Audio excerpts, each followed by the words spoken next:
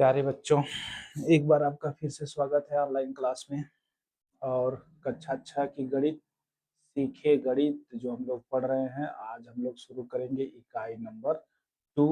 और इकाई का नाम है पूर्ण संख्याएं। इसके पहले जो पहली इकाई थी उसका नाम था प्राकृतिक संख्याएं, और अभी जो इकाई शुरू होने जा रही है उसका नाम है पूर्ण संख्याएं। ठीक। पूर्ण संख्या, सबसे पहले जो शब्द आते हैं ना चैप्टर में, उसको समझना जरूरी है। पूर्ण संख्याएं किसे कहेंगे, इसको समझिएगा। जैसे कि प्राकृतिक संख्या आप एक से शुरू करते थे, 1 2 3 4, ये सब प्राकृतिक संख्याएं थी। अगर मान लीजिए एक पेड़ है, उस पर 10 चिड़िया बैठी, किसी ने पत्थर मारा और 10 की 10 चिड़िया उड़ गई, उस पेड़ पर अब कितनी चिड़िया बची? तो आप बोलेंगे एक भी नहीं, यानी कि शून्य चिड़िया बची है। तो जब हम जीरो से काउंटिंग शुरू करें, 0 1 2 3 4 5 डॉट डॉट डॉट आगे तक बढ़ते जाएं, तो उसे कहेंगे पूर्ण संख्याएं। क्या बोलेंगे? पूर्ण संख्याएं। अब ये समझिएगा कि पूर्ण संख्याओं में जीरो को शामिल किया जाता है, लेकिन प्राकृतिक संख्याओं में जीरो को शामिल नहीं किया जाता है।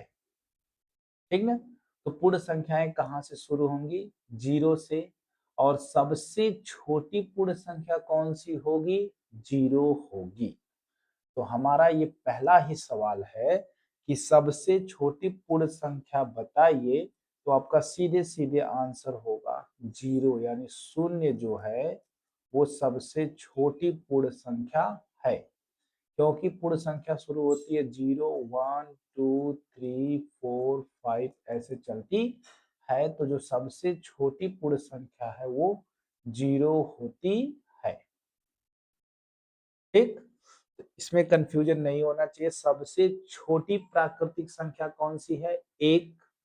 लेकिन सबसे छोटी पूर्ण संख्या कौन सी है? जीरो होती है, शून्य होती है। ठीक। चलिए दूसरा सवाल, संख्या रेखा मैं आपको बता चुका हूं। संख्या रेखा पर निम्नांकित पूर्ण संख्याओं को प्रदर्शित करना है।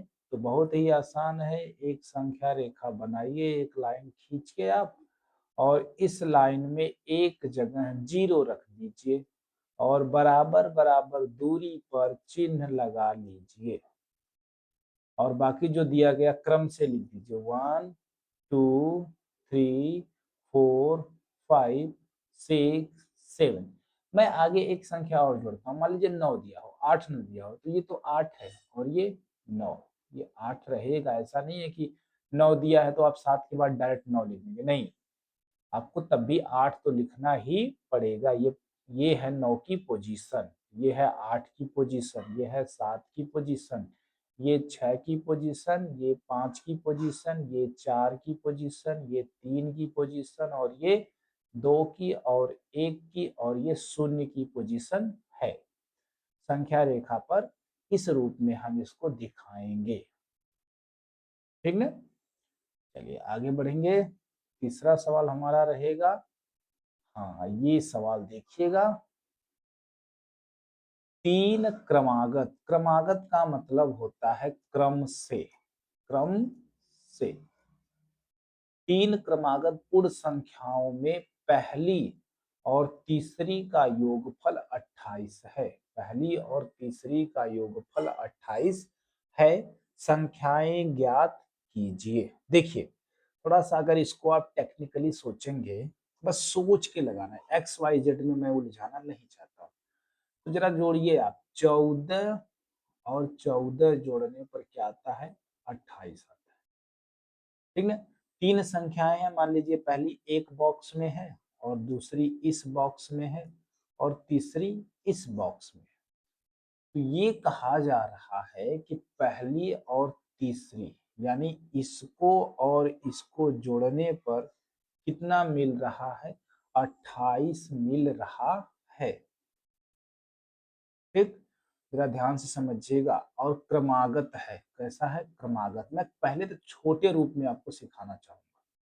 क्रमागत का मतलब क्रम से, जैसे ये है 3 4 5, ये क्रम से आया ना, आया कि नहीं आया क्रम से? ठीक, तो जरा पहले को और तीसरे को जोड़िए, 3 और 5 मिलके कितना आएगा? 8। अगर इसका आधा कर दिया जाए तो बीच की संख्या निकल जाती है, ठीक ना? तो इसको और इसको जोड़ने पर कितना आ रहा है? 28। तो 28 का अगर हम आधा कर दें, 2 से भाग दे दें, तो कितना मिलेगा? 14। यानी कि जो बीच की संख्या है वो कितना है? 14 है। इधर उधर की संख्या लिख दीजिए, 14 से 1 कम 13 और 14 से 1 ज्यादा 15 हो गया ना, 13 14 15 क्रम से आ गया। जोड़ के देख लीजिए, 13 और 15 को जोड़ेंगे 28 आएगा, पहले और तीसरे को जोड़ेंगे तो क्या मिलेगा? 28 मिलेगा। समझ गए होंगे? 3 क्रमागत जब भी ऐसा सवाल मिले तो अगर पहले और तीसरे को दिया गया है, जोड़िए, जो योगफल है उसका आधा कर देंगे तो बीच की संख्या आपको मिल जाएगी। ठीक ना बच्चों? चलो ठीक है, आसान सा सवाल है। चौथा सवाल देखिएगा। ये देखिए सवाल एकदम उसी का उल्टा है। यदि 3 क्रमागत पूर्ण संख्याओं में मध्य की संख्या 39 है, फिर से 3 क्रमागत है तो 3 बॉक्स, मध्य का मतलब बीच की संख्या कितनी है? 39। एक पहले की संख्या कितनी होगी? 38। एक बाद की संख्या कितनी होगी? 40। हो गया क्रमागत 38 39 40। कितना आसान आसान सवाल देता है, ठीक ना? आपको लगाना चाहिए, लगने आना चाहिए। मेरे ख्याल से अब इसमें कुछ है नहीं। 2 का जो ए है, अभ्यास 2 का ए, 4 सवाल है कि 5 सवाल है भाई?